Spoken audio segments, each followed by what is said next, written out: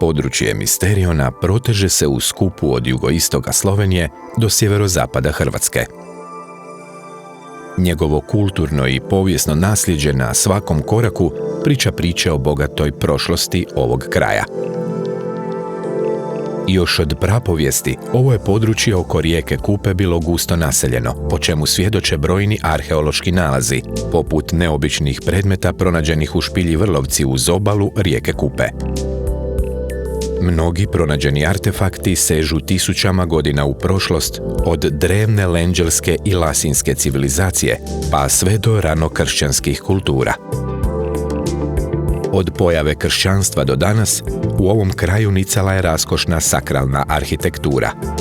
Njezina povijest proteže se po čitavom području od gotske arhitekture Tri fare kod Metlike, za koje se pretpostavlja da su ih izgradili templari u 12. stoljeću, preko baroknog pavlinskog samostana u Ozlju iz 17. stoljeća, gdje je nedavno započela restauracija freski nepoznatih pavlinskih umjetnika, otkrivenih prilikom obnove crkve. U Pribiću, na Žumberku, uzdiže se malo marijansko svetište, grko-katolička kapelica na otočiću okružena jarkom.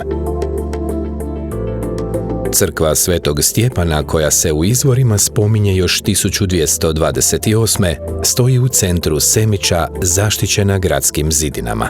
Crkvica je u 18. stoljeću obnovljena u baroknom stilu i izvrstan je primjer sakralne umjetnosti Bele krajine. Gotovo iza svakog brežuljka uzdižu se drevne zidine, koje tiho svjedoče o svojoj burnoj prošlosti. Poput skrovitih ruševina grada Smukar, među čijim su moćnim kamenim zidinama i isprepletenim bršljanom nekada obitavali plemići i gospodari. Nešto dalje, u Metliki, petokraki dvorac koji se prvi put spominje u 14. stoljeću, smjestio se između Kupe i potoka Obrh. Grad koji je igrao ključnu ulogu u borbi protiv Turaka. Danas čuva bogatu muzejsku zbirku povijesti Bele krajine. S druge strane Kupe nalazi se rijedak primjer srednjovjekovne arhitekture, nizinska vodena utvrda starog grada Ribnika, opasana obrambenim jarkom.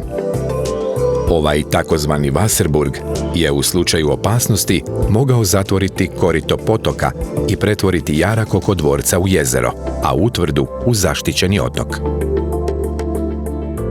Nekoliko kilometara dalje uz tok Kupe uzdiže se impresivni dvorac starog grada Ozlja.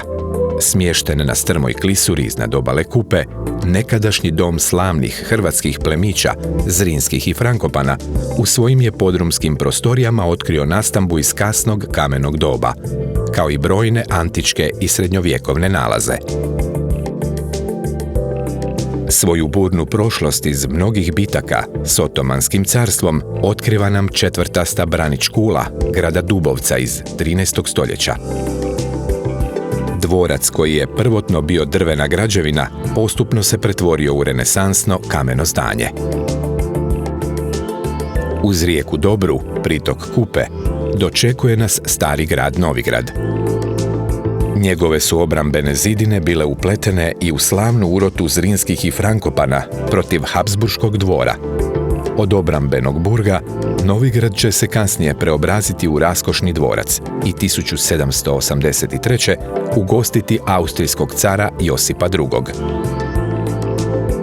Bogato povijesno nasljeđe ovog područja očuvano je u mnoštvu muzeja, kao što su Belokrajinski i Slovenski vatrogasni muzej u Metliki, Zavičajni muzej i etnopark u Ozlju, mjesna muzejska zbirka u Črnomlju i muzejska kuća u Semiću.